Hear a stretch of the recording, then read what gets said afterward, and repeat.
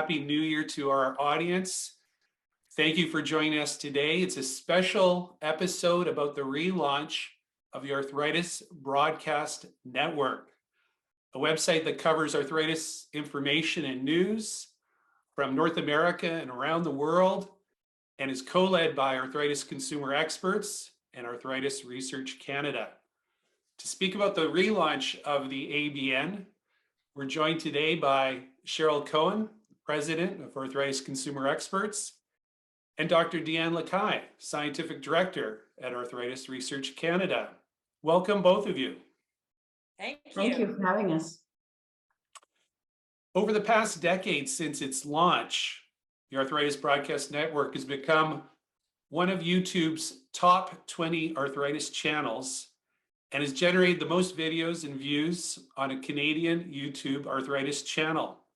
Cheryl, I'm going to start with you and ask you to just take us along for a bit of the ride in terms of the history, the start of the ABN and its rise to success.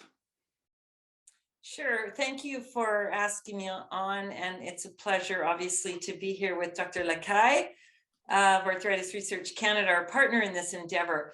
I guess in a nutshell, Kelly, people with arthritis, I'm a person living with rheumatoid arthritis and have been doing that for a couple of 3 decades plus now. It came upon us to think, well, there was no place in the digital world for people with arthritis to go where they could get their arms around a whole pile of varied information about research, about clinical practice, about fun things to do if your joints are hurting, just the broad spectrum of information that is out there. There was no home for it. There was nobody out there pulling all these pieces of information together and bringing them into one easy to find place. So that was the ambition. What can we do together as a leading patient organization, as a leading research organization? How can we make it easier for people to find the very information they're looking for and that is of interest to them? And so that was sort of the origin of, as you affectionately call it, ABN, or Arthritis Broadcast Network. It's a digital place where people can come along and find information that's curated, right? So we're weeding through all of the internet for our members, subscribers, followers, so that they know when they come to Arthritis Broadcast Network, they're finding reliable science-based information. That's briefly what Arthritis Broadcast Network is, how Arthritis Research Canada and ACE work together in that endeavor, and what we think it offers to the people that follow our organizations and rely on us for good information. Dr. Lacaille, I'm going to ask about Arthritis Research Canada's role with the ABN, but just for our viewers who might not be familiar with your organization, maybe you can just give us a little background in terms of who Arthritis Research Canada is. So Arthritis Research Canada is a national organization, and we do clinical research in arthritis. So we have scientists located in British Columbia, in Alberta, in the province of Quebec, and more recently in Nova Scotia. And our scientists represent a variety of different disciplines that really reflect how arthritis impacts a number of aspects of a person's life. So we do what we call multidisciplinary research. And the kind of research we do are research aiming at preventing arthritis, at finding better treatments, and not just medications, but also like physical activity and other types of treatment, improving care and improving health outcomes. Essentially a number of different things that I like to summarize it as facilitating living well with arthritis. So very practical research to help people live well with arthritis. Arthritis Research Canada has been a champion of patient input and patient perspective. And you do have a patient advisory board. Can you tell us just a little bit about that? Yes, I agree with you. I think it is one of the distinguishing features of our organization. And I like to point out that we started the organizing right from the inception of the organization 20 years ago, right from the conception of the organization, there was an arthritis patient advisory board. So before it became more popular in the field of research, and I feel incredibly grateful to the group of patient advocates who volunteer their time to really help us achieve our vision and our mission. So the Patient Advisory Board is a group of patient advocates who bring their personal lived experience with arthritis and bring that expertise to the organization.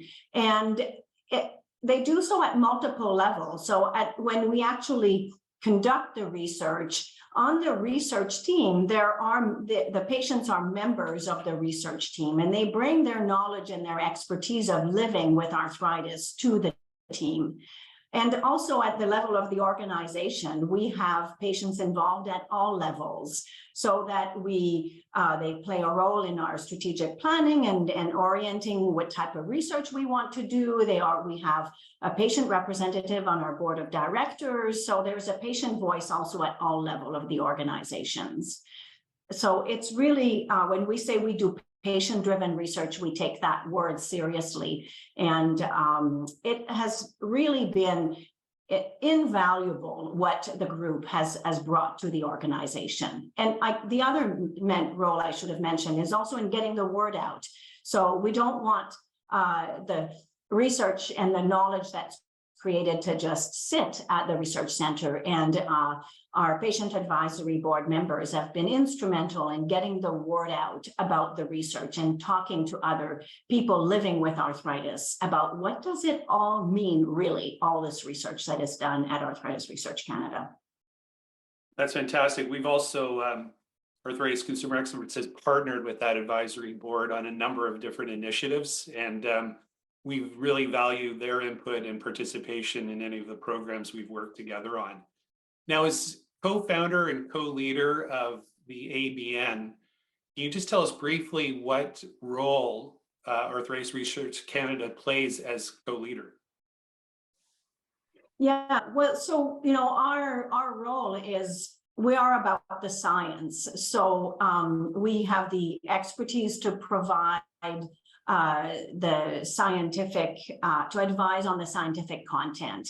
So we play an advisory role on an ad hoc basis. So often the members of your team will call upon us to ask us with some questions, or often our research scientists are invited guests on some of your initiatives. And but essentially it's really on an advisory role for the scientific content. And we thank you for that. Cheryl, back to you. Back to you, Cheryl. We're going to ask you now just maybe to walk us through some of the features and new functionality of the relaunched ABN. Yeah, so I know that in a subsequent episode, we're going to actually do a much deeper dive and demo the site for folks to help them in their new user journey. But I'll just point out a couple of things. So one, we've moved the website from old sort of digital technology into a very familiar user platform called WordPress. So this isn't, rocket science or anything like that from a digital perspective, but it is important for the user because many of the features of functionality in WordPress cross different sites. So the way you would search for something is very similar to the way you would search on another site. The templates are very commonly used across the WordPress environment. So that's the first thing. The other thing is we're making it much easier to access. One of, to me, the most important piece of the site is the Arthritis Screening Tool. And that was co-developed with Arthritis Research Canada, and the part that Dr. Lacaille was talking about, the science background behind the offering, a key offering in this site is developed with a number of different scientists from Arthritis Research Canada Dr. Linda Lee was a big participant in that planning process. We also, sort of the final say was Dr. John Esdale, who is now the Scientific Director Emeritus from Arthritis Research Canada. He worked with Dr. Paul Davis at the University of Alberta to develop the screening tool questionnaire, which is a very important aspect of the site. And basically, if you use the site, it helps people differentiate or give them some sense of whether they're living with or experiencing the first signs or symptoms of either osteoarthritis, the most common type of arthritis that exists, or an inflammatory type of arthritis, where timely awareness and timely referral to a rheumatologist and timely diagnosis could mean the difference between, as Dr. Lacaille says, living well with the disease or not. So this tool, this arthritis screening tool, it's easier to find. We've cleaned up a number of kind of cosmetic features of it that make it more pleasurable experience. And the thing that's really important for folks to know is that you can email the results to people, to your doctor, to yourself, to your family members, so that you can have dialogue in the very early stages of symptom presentation. And I know Dr. Lacaille will vouch for this when I say discussion, communication is so critical at that early juncture of disease presentation. It's such an emotional and psychological burden for us, and to have the ability to say things that we're experiencing in a more evidence-based way or science-based way helps our clinicians as well. And then finally, the articles that are being aggregated from out in the internet into the Arthritis Broadcast Network site are more, I think better indexed is the technical term, making them more searchable. So we're pretty happy about some of these advances. And as I said, what is the value of this modern education of the modern arthritis patient? Yes, you're right. I think, people have more information at their fingertips than ever. I think the challenge now is, as it is with all of the information that's out there, is knowing, what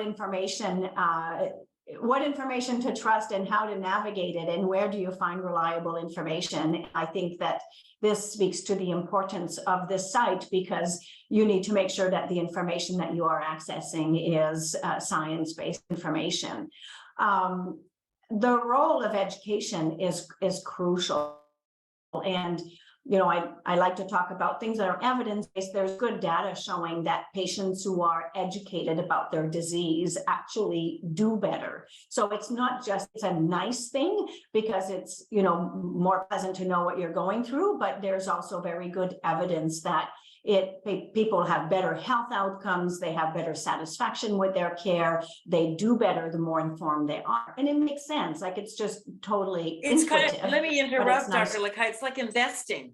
You wouldn't dream of investing in a stock unless you learned about the stock, right? Yes. Yeah. So it's your health and it's your body and it's your decision making. So you want to make an informed decision, just like when you put your money in a stock, you want to know what you're putting your money in. So you're investing a lot of time and energy into managing your disease and into making decisions about your disease. So the more you know about it, the more you can make decisions. And really it's the more people are involved in their care and the more actively people are involved in their care, the better the care and the better the health outcomes. So it allows people to really truly work with their healthcare team so that together the best decisions can be made that are appropriate for the specific situation of each person, but also their priorities, their beliefs, what matters to them and the specifics of their situation. So really the more informed the person, the better the decisions, the better the relationship with the healthcare providers, the more everybody works as a team and the better health outcomes. Yeah. We want to thank both of you for joining us. I think just another example of how great and productive this relationship and partnership is between Arthritis Research Canada and Arthritis Consumer Experts. So thank both of you. And to our viewers, we're always interested in finding out from you feedback and insights. So you'll have a link to the Arthritis Broadcast Network at the end of this episode. Please visit it and please provide us your comments. The only way we can keep improving it is getting feedback from you, the viewers and users. So we really look forward to that. Thank you very much for joining us today. Goodbye. Thank you for having me. Thank you, Bye-bye. Dr. Lacaille. Bye.